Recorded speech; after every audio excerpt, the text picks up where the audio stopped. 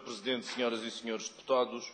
o PSD apresenta hoje um projeto de decreto legislativo regional que visa, essencialmente, recriar de forma mais ampla e estruturada o Conselho Económico e Social. Essencialmente, esta proposta tem três objetivos muito concretos. Primeiro, instituir o Conselho Económico e Social como o órgão central de consulta nos domínios das políticas económicas e sociais, um Conselho Económico e Social que seja mais interventivo, mais dinâmico e mais indispensável. Em segundo lugar, queremos também o alargamento do seu campo de intervenção com a inclusão da arbitragem, por exemplo, quando da necessidade de definição de serviços mínimos em caso de greves. E, em terceiro lugar, a criação, no seu âmbito, da Comissão Permanente de Concertação Social, órgão fundamental na definição das políticas laborais e esforço central no diálogo entre os parceiros sociais. Para alcançar estes objetivos, foram efetuadas algumas adições e alterações à legislação pré-existente. Clarificaram-se, pormenorizaram-se e alargaram-se as competências, desde logo na capacidade de emissão de pareceres e pronúncias sobre a atividade legislativa, sobre os planos apresentados pelos governos, sobre as políticas nacionais e europeias, respectivos efeitos e aplicabilidade na região e, como já referido anteriormente, a questão da arbitragem e da concertação social. Procederam-se a alterações na sua composição, atribuindo uma vice-presidência aos representantes dos trabalhadores e outra aos representantes das entidades patronais, conferiu-se o estatuto de membro de pleno direito à União dos Sindicatos Independentes e à Ordem dos Economistas. O aspecto que reputamos de mais emblemático e mais importante é a introdução da capacidade deste Conselho em se tornar o órgão principal e central do diálogo social. Com esta proposta de diploma, institui-se a Comissão Permanente de Concertação Social, espaço privilegiado onde todas as matérias relacionadas com as questões laborais serão obrigatoriamente debatidas, analisadas e negociadas, matérias que se prendem com a definição de políticas em termos de rendimentos e preços, em termos de emprego e trabalho e em termos de formação profissional. Importa também referir que quis criar um órgão absolutamente imparcial e equidistante de toda a sociedade, garantindo-se a sua independência e cuja resposta e cuja tutela, neste caso, a única entidade a quem tem de prestar contas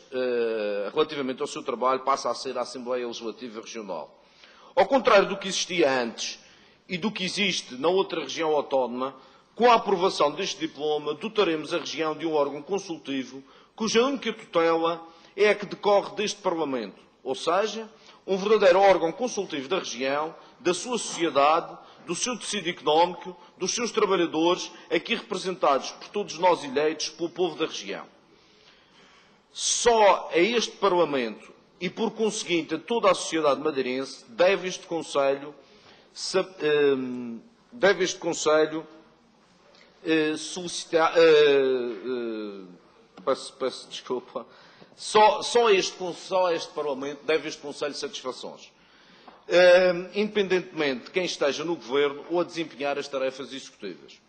Assim deve ser a sua natureza, assim tem de ser, julgamos, ser esta a grande novidade e o grande passo evolutivo trazido pela nossa proposta. Em relação às propostas apresentadas pelo Partido Socialista e pelo CDS-PP,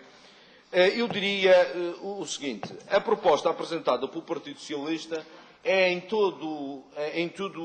similar àquela que nós apresentamos, tendo algumas alterações ou algumas diferenças no que diz respeito à Constituição. Há também algumas diferenças no que diz respeito às competências do próprio Conselho, mas são diferenças que facilmente poderão ser colmatadas. No que diz respeito à proposta do CDS-PP, o CDS apresenta essencialmente um Conselho de Concertação, um Conselho Permanente de Concertação Social, ou seja, não compreendo bem o objetivo, se é para a ideia do CDS-PP é manter o Conselho Económico e Social e criando separadamente um Conselho de Concertação Social. Não sei se será esse o objetivo, mas penso que, seja como for, são três propostas que têm todas as condições para serem conciliadas e eu aproveito para anunciar que o PSD votará favoravelmente todas as propostas, como é óbvio, a sua,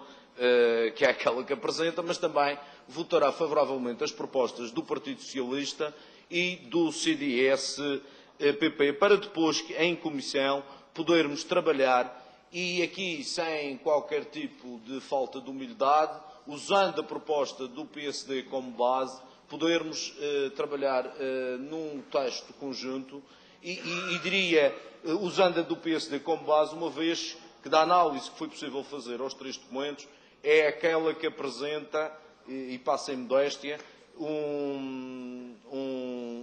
conteúdo mais alargado, mais pormenorizado e mais completo, sendo que, como disse há pouco, as outras duas propostas têm méritos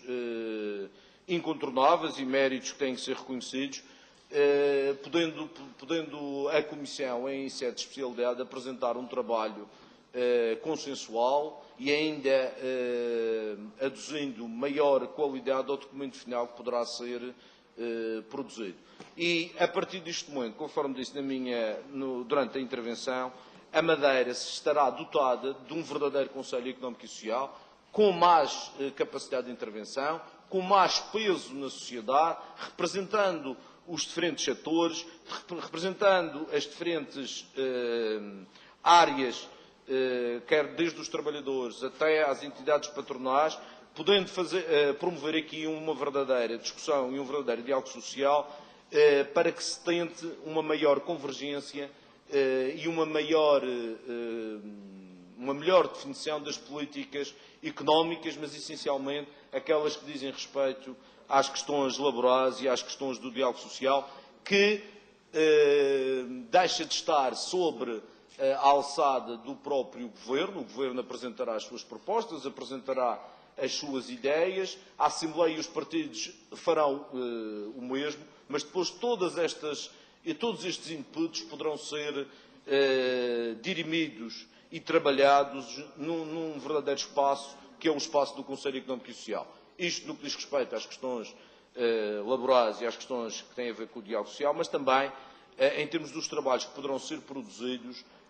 no que diz respeito ao aconselhamento em relação aos planos, em relação às políticas económicas, em relação às políticas sociais, em relação às implicações que as medidas tomadas suprarregionalmente, quer a nível nacional, quer a nível europeu, possam ser, de facto, analisadas de forma mais profunda, de forma mais eficaz e com índices de qualidade que tragam uma verdadeira mais-valia à região e a toda a sociedade. Muito obrigado.